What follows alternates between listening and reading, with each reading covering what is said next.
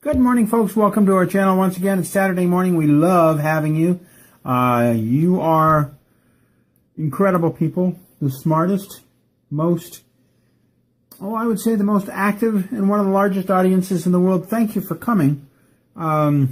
We appreciate each and every one of you. You are making the difference. There was a saying by Thomas Paine, one of the founding fathers of the U.S., "If there is trouble, let it be in my day that my child may have peace." Well, we got lots of it. We had a report over the last 2 or 3 days that Julian Assange was killed by some raid on the Ecuadorian embassy. That's not true. I will not report. To the best of my ability, I will not report what is not true, no matter how many people comment. He was not killed. He was not even apprehended. For those that don't know, he's living in the Ecuadorian embassy in London.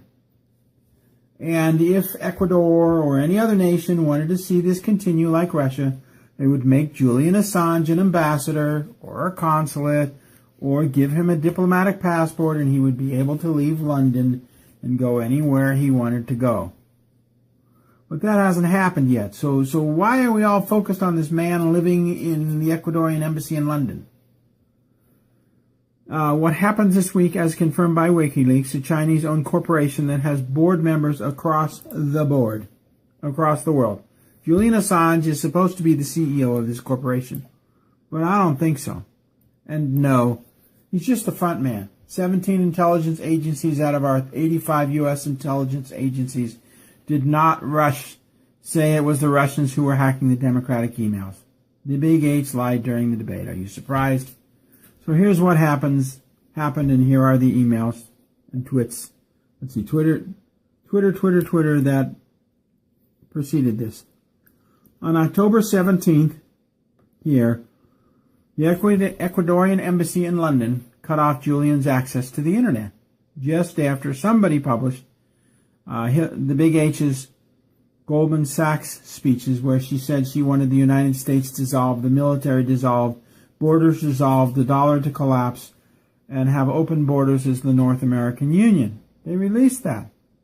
Well, of course, the DNC and everybody else got all upset because they're exposing the truth. The next day, the Ecuadorian employees admitted to cutting off Assange's internet access. Now remember, they cut off his internet access, but these things were still released. So how could they cut off his internet access and have these stories still released? Because he's not doing it. He's just the front man. And then on the 21st of October, it was announced that Julian Assange was dead, and oh my God, there was a huge raid on the Ecuadorian embassy, and oh my God, they're going to kill Julian Assange. See if we can get a picture of this amongst all the ads. I'm not sure we can. There was one police car that pulled up, and then another police car, and they had shotguns. And they were there it is. Oh my God. There was a police car that pulled up that had a shotgun. Oh my God. Is Julian Assange alive? Oh, we have a police car show up in front of the embassy, something that's quite normal. As an ambassador, you work with the police. If they touch you, they go away permanently. It's best if they sit down with you and have a cup of coffee. Very few people can get away with killing an ambassador.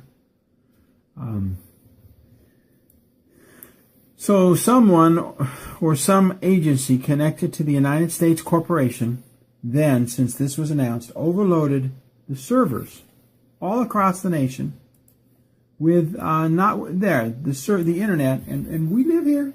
We didn't have the internet go down. We had some problems with Twitter. This sector, this sector, this sector, this sector, a little bit here and here. What happened was some agency connected to the United States corporation overloaded information from your refrigerators, your DVDs, your televisions, your smart meters, washers, dryers, stoves, and it overloaded the servers and they shut down. Have you changed the password on your refrigerator lately? Why do you think your refrigerator and your furnace and your stove have computer chips in them? I mean, the stove should just be an on-off mercury switch, right? Nah, there's computer chips in the stove. You have to see if you want to get a handle on how intense this is. This is page 91, where they're telling people who want Puerto Rico to be free in 1960 they're going to kill them. But this is the COINTELPRO papers, documents from the FBI secret wars against domestic dissidents. It's secret wars. They kill the domestic dissidents in 1960. The report was put out by United States Senator Frank Church. I say that again. United States Senator put out the original report on COINTELPRO. Apparently, the Democrats did not like what the FBI was doing. Oh, yeah, this is Freedom of Information release.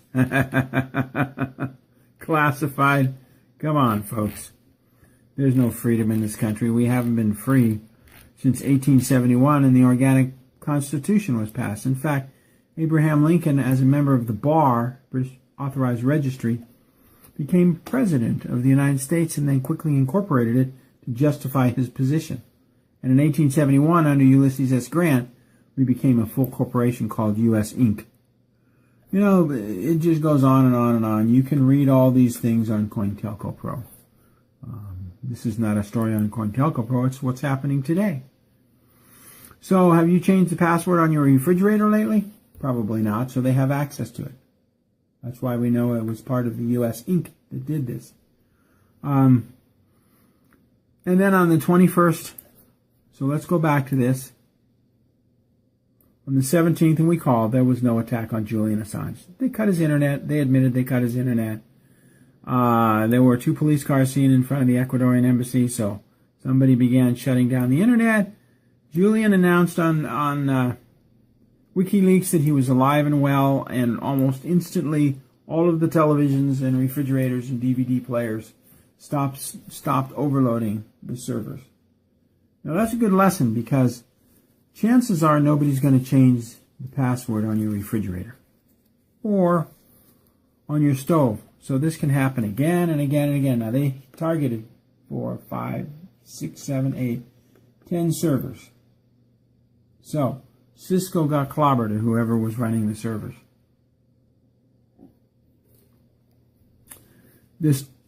That's how it happened. Just a total panic on the internet. The events were created to cause an incredible amount of anger towards these fascists in the White House.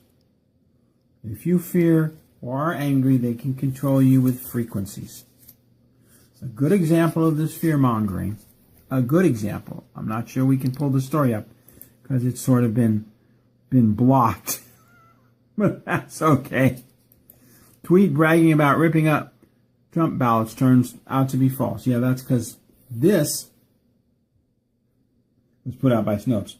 A tweet: I love working at the post office, Ohio, and ripping up absentee ballots that vote for Trump. Now there's a marker on here, and on the email, and they can find the individual in Ohio that's doing this. This was put out 7 days ago, and it caused, absolute panic across the internet. Anger, fear, hate. There's no doubt that that's true. That somebody in the post office is ripping up the tweets. I hope you get fired, and then all the anger starts. Doubtful that this post office employee will ever get disciplined or fired. Very doubtful. Ripping up mail is no longer an offense.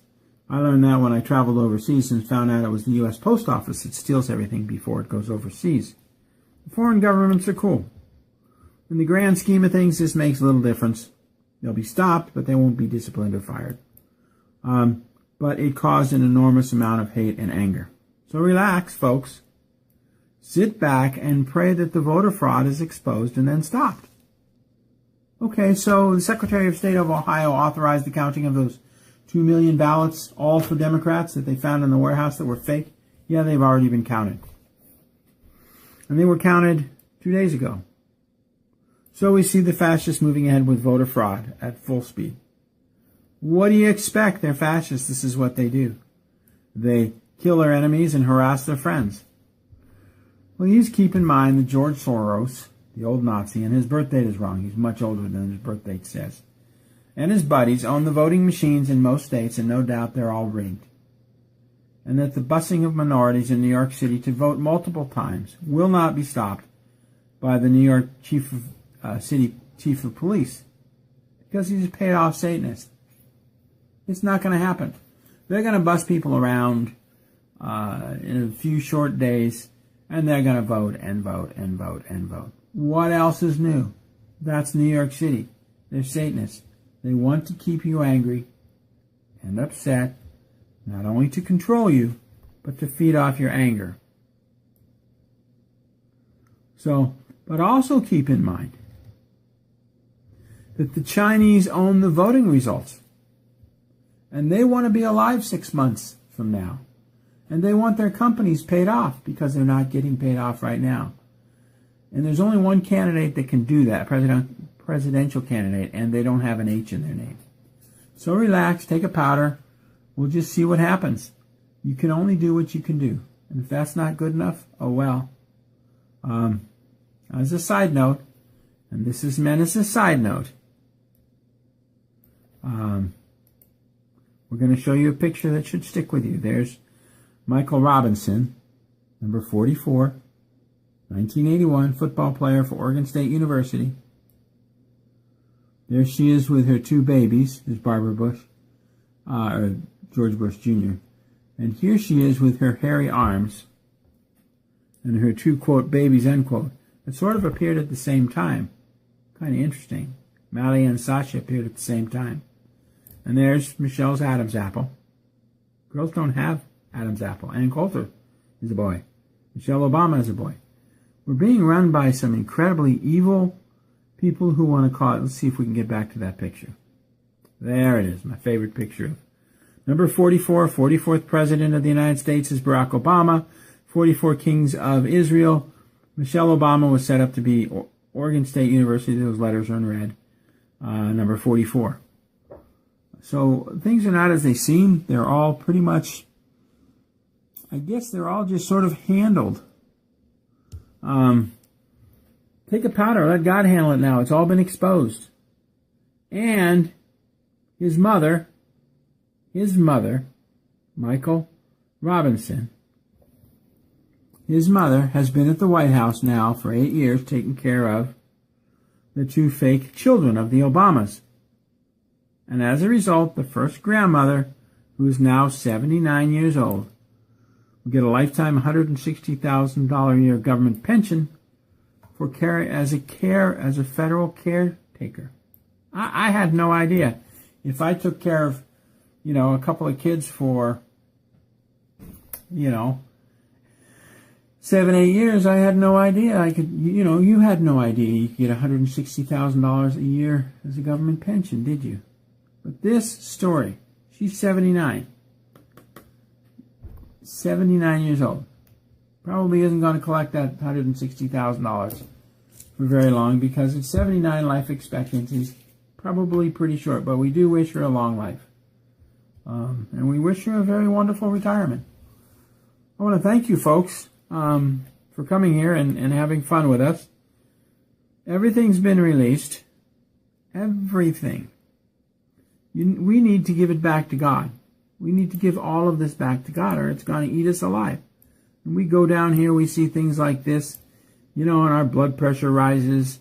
Hillary Clinton. Rig the polls, doggone it.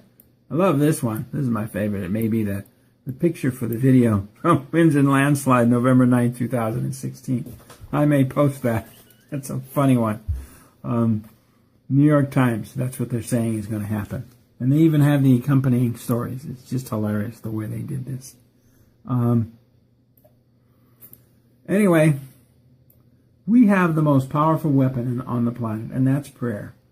1 million of us unifying. Now, we know the hits are up because the comment sections are up. We know that we're getting enormous amounts of hits, and we appreciate each and every one of you. Please pray with me that these fascists are immobilized immediately across the planet or thrown off the planet. And that those conducting voter fraud, including the Ohio Secretary of State, is immediately stopped and reverses this voter fraud. Pray that your families are ready for what's coming. We talk about food, water, toilet paper, ammunition. We use bear spray. Heat and communications with your neighbors. If you're not trained in the use of a gun, or if you're not comfortable using it in your house, get some bear spray, because you can always spray it and run outside screaming, dial 911. It's very safe. It's called pepper spray. We have a pepper spray blaster that's good up to 12 feet, perfect in a household. It mobilizes everybody, including you, so you run outside screaming. Somebody will dial 911. So anyway, we want to thank you for coming. We want to leave you with something that will make you laugh and pray. Not something about war and destruction. There you go. This is gonna make everybody censor our program. Anyway, folks, thank you for coming. We have William Mount Cooking. We had a breakfast from one of our suppliers this morning, and dinner will be Food for Liberty, Pasta Primavera, gluten-free. And then we feel that these are the best deals you can get on the market. Anyway, I want to thank you. That shit. I mean, it's all the same, but doesn't that just make you laugh? Anyway, thank you, folks, for watching. God bless to each and every one of you. And have a wonderful, wonderful weekend. And have a very positive weekend. And don't let all these stupid announcements from the left get you down. We have the most powerful weapon in the world, prayer. Thank you. God bless and good night. Every one of you, you are making the difference. There was a saying by Thomas Paine, one of the founding fathers of the U.S. If there is trouble, let it be in my day that my child may have peace. Well, we got lots of it. We had a report over the last 2 or 3 days that Julian Assange, we all focused on this man living in the Ecuadorian embassy in London. What happens this week, as confirmed by WikiLeaks, a Chinese-owned corporation that has board members across the board, across the world. Julian Assange is supposed to be the CEO of this corporation, but I don't think so. Good morning, folks. Welcome to our channel once again. It's Saturday morning. We love having you. You are incredible people, the smartest, I would say the most active and one of the largest audiences in the world. Thank you for coming. We appreciate each and every was killed by some raid on the Ecuadorian embassy. That's not true. I will not report. To the best of my ability, I will not report what is not true, no matter how many people comment. He was not killed. He was not even apprehended. For those that don't know, he's living in the Ecuadorian embassy in London. And if Ecuador or any other nation wanted to see this continue like Russia, they would make Julian Assange an ambassador or a consulate or give him a diplomatic passport, and he would be able to leave London and go anywhere he wanted to go. But that hasn't happened yet. So why are we